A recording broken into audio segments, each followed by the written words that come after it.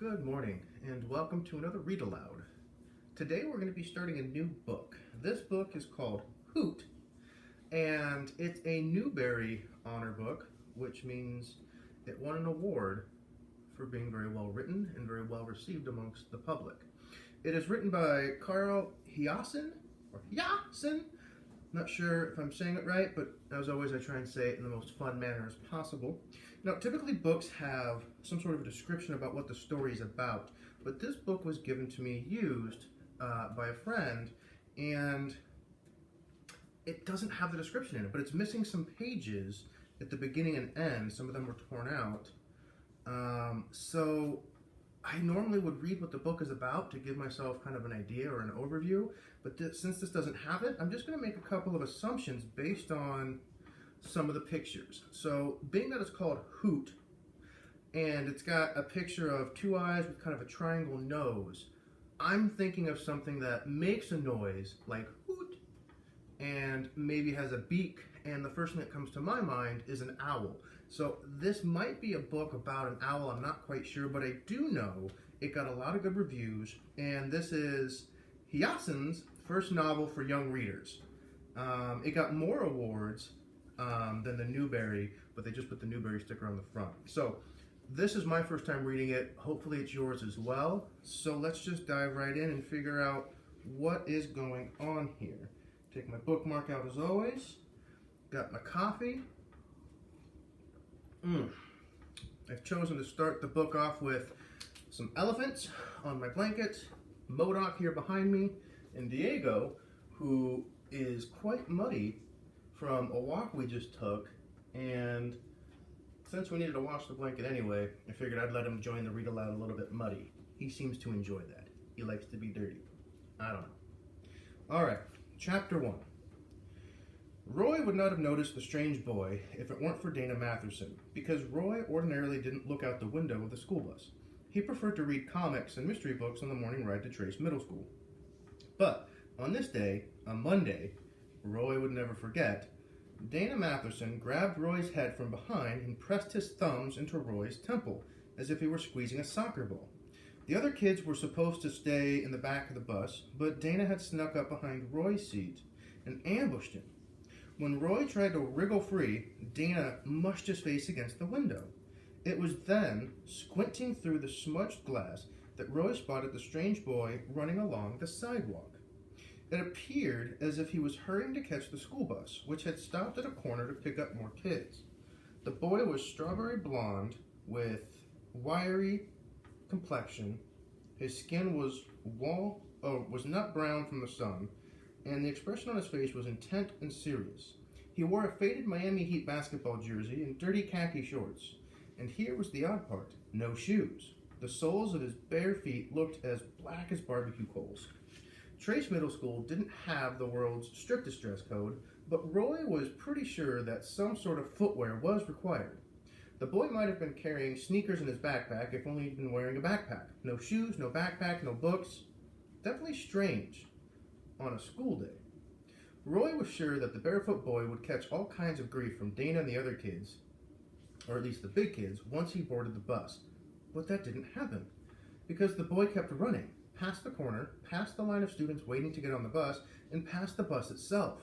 Roy wanted to shout out, "Hey, look at that guy!" But his mouth wasn't working so well. Dana Matherson still had him from behind, pushing his face against the window. As the bus pulled away from the intersection, Roy hoped to catch another glimpse of the boy farther up the street. However, he had turned off the sidewalk and was now cutting across the private yard, running very fast, much faster than Roy could run, and maybe even faster than Richard, Roy's best friend, back in Montana. Richard was so fast that he got to work out with the high school track squad when he was only in 7th grade. Dana Matherson was digging his fingernails into Roy's scalp, trying to make him squeal. But Roy barely felt a thing. He was gripped with curiosity as the running boy dashed through one neat green yard after another, getting smaller in Roy's vision as he put a wider distance between himself and the school bus. Roy saw a big pointy-eared dog, probably a German shepherd, bound off of somebody's porch and go for the boy. Incredibly, the boy didn't even change his course.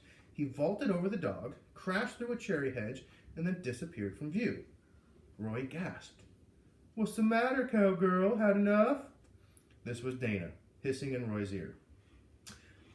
Being the new kid on the bus, Roy didn't expect any help from the others. The cowgirl remark was so lame it wasn't even worth getting mad about. Dana was a well-known idiot, on top of which he outweighed Roy by at least 50 pounds. Fighting back would have been a complete waste of energy. Had enough yet? Can't hear you, Tex. Dana's breath smelled like stale cigarettes. Smoking and beating up smaller kids were his two main hobbies. Yeah, okay, Roy, said impatiently. I've had enough. As soon as he was freed, Roy lowered the window and stuck out his head. The strange boy was gone. Who was he? What was he running from? Roy wondered if any of the other kids on the bus had seen what he'd seen. For a moment, he wondered if he had really seen it himself. Okay, so there's a quick pause in the story there. One thing that comes to mind is, so obviously there's a bully scenario on the bus, but they're in middle school, and the boy that's being the bully smelled of cigarettes. I'm hoping maybe he's not the one smoking them, but somebody in his family or somebody he knows smokes that's much older, because I know cigarettes are so bad for you. Let's read on and find out. That same morning, a police officer named David Delinko was sent to the future site of another Mother Paul's All-American Pancake House. It was a vacant lot at the corner of East Oriel and Woodbury, on the east edge of town. Officer Delinko was met by a man in dark blue pickup truck. The man, who was as bald as a beach ball, introduced himself as Curly. Officer Delinko thought the bald man must have a good sense of humor to go by such a nickname. But he was wrong. Curly was cranky and unsmiling. Okay, so it looks like at that pause, we went from Roy's story, and now we're meeting a new character named Officer Delinko. I feel like Delinko is going to be one of the main characters, but maybe this Curly suspect is just a character, or maybe he's the main character. Let's read on. You should see what they've done, he said to the policeman. Who? Follow me, the man called Curly said. Officer Delinko got in and stepped behind him. The dispatcher said, you wanted to report some vandalism. That's right, Curly grunted over his shoulder. The policeman couldn't see what there was to be vandalized on the property, which was basically a few acres of scraggly weeds. Curly stopped walking and pointed a short piece of lumber on the ground. A ribbon of bright pink plastic was tied to one end of the stick. The other end was sharpened and caked with gray dirt. Curly said, they pulled him out. That's a survey stake, asked Officer Delinko. Yep, they yanked him out of the ground. Every darn one of them. Well, probably just kids. And then they threw him every which way, Curly said, waving a beefy arm. And then they filled in the holes. Well, that's a little weird, the policeman remarked. When did this happen? Last night or early this morning, Curly said. Maybe it don't look like a big deal, but it's going to take a while to get the site marked out again. Meantime, we can't start clearing or grading or nothing. We got backhoes and dozers already leased, and now they got to just sit. I don't know. I know it don't look like the crime of the century, but still. I understand, said Officer Delinko. What's your estimate of the monetary damage? Damage? Yeah, so I can put it in my report. The policeman picked up the survey stake and examined it. It's not really broken, is it? Well, no. Were any of them destroyed? Asked Officer Delinko. How much does one of these things cost? A buck or two? The man called Curly was losing his patience. They didn't break none of the stakes, he said gruffly. Not even one? The policeman frowned. He was trying to figure out what to put in his report. You can't have vandalism without monetary damages, and if nothing on the property was broken or defaced... What I'm trying to explain, Curly said irritably, it's not the messed up the survey stakes, it's the screwing up our whole construction schedule. That's where it'll cost some serious bucks. We're way behind. Officer Delinko took off his cap and scratched his head. Let me think on this, he said. Walking back toward the patrol car, the policeman stumbled and fell down. Curly grabbed him under one arm and hoisted him to his feet. Both men were mildly embarrassed. Stupid owls, said Curly. The policeman brushed the dirt and grass burrs off of his uniform. Did you say owls? Curly gestured at a hole in the ground. It was as big around as one of Mother Paula's famous buttermilk flapjacks. A mound of loose white sand was visible at the entrance. That's what you tripped over, Curly informed Officer Delinko. An owl lives down there. The policeman bent over and studied the hole. Well, how big are they? About as tall as a soda can. No kidding, Officer Delinko said. But I ain't never seen one, officially speaking. Back at the patrol car, the policeman took out his clipboard and started writing the report. It turned out that Curly's real name was Leroy Brannett, and he was the supervising engineer of the construction project that he scowled when he saw the policeman write down foreman instead. Officer Delinko explained to Curly the problem with filing the complaint as vandalism. My sergeant's going to kick it back to me just because, technically, nothing really got vandalized. Some kids came on the property and pulled out a bunch of sticks out of the ground. How do you know it was kids? Curly muttered. Well, who else would it be? Well, what about them filling up the holes and throwing the stakes just to make us lay out the whole side all over again? What about that? It puzzled the policeman too. Kids usually didn't go to that kind of trouble when pulling a prank. Do you have any particular suspects? Curly admitted he didn't. But, okay, say it was kids. That means it's not a crime. Well, of course it's a crime, Officer Delinko replied. I'm saying it's not technically vandalism. It's trespassing and malicious mischief. Well, that'll do, Curly says with a shrug, as long as I can get a copy of a report for the insurance company. At least we'll be covered for the lost time and expenses. Officer Delinko gave Curly a card with the address of the police department's administration office and name of the clerk in charge of filing the incident report. Curly tucked the card into the breast pocket of his foreman's shirt. The policeman put on his sunglasses and slid back into his patrol car, which was hot as a brick oven. He quickly turned on the ignition, cranked the air conditioner up full blast, and as he buckled his seatbelt, he said, Mr. Brannett, there's one more thing I want to ask. I'm just curious. Fire away, said Curly, wiping his brow with a yellow bandana. It's about these owls. Sure. What's going to happen to them? Officer Delinko asked. Once you start bulldozing at me. Curly the foreman chuckled. He thought the policeman must be kidding. What owls? He said. Okay, so there's another pause in the story, and it looks like we're going back to Roy's story. All day long, Roy couldn't stop thinking about the strange running boy. Between classes, he scanned the faces in the hallways on the chance that the boy had come to school late. Maybe he'd been hurrying home, Roy thought. Maybe he was going to change clothes and put on some shoes. But Roy didn't see any kids who resembled the one who had jumped over the big pointy-eared dog. Maybe he's still running, Roy thought as he ate lunch. Florida was made for running.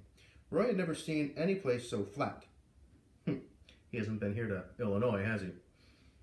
Back in Montana, you had steep, craggy mountains that rose 10,000 feet into the clouds. Here, the only hills were man-made highway bridges, smooth, gentle slopes of concrete.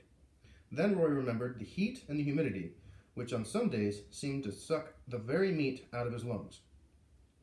A long run in the Florida sun would be torture, he thought. A kid would have to be tough as nails to make a routine of that. A boy named Garrett sat down across from Roy. Roy nodded, hi, and Garrett nodded back. And then both of them went back to eating the gooey macaroni on their lunch trays. Being the new kid, Roy always sat alone, at the end of the table, whenever he was in the cafeteria. Roy was an old pro at being the new kid. Trace Middle School was the 6th school he'd attended since he started going to school. Coconut Cove was the 10th town his family had lived in since Roy could remember. Roy's father worked for the government. His mother said that they moved so often because Roy's father was very good at his job, whatever that was, and frequently got promotions. Apparently, that's how the government rewarded good work, by transferring you from one place to another. Hey, said Garrett, you got a skateboard? No, but I got a snowboard. Garrett hooted. What's up?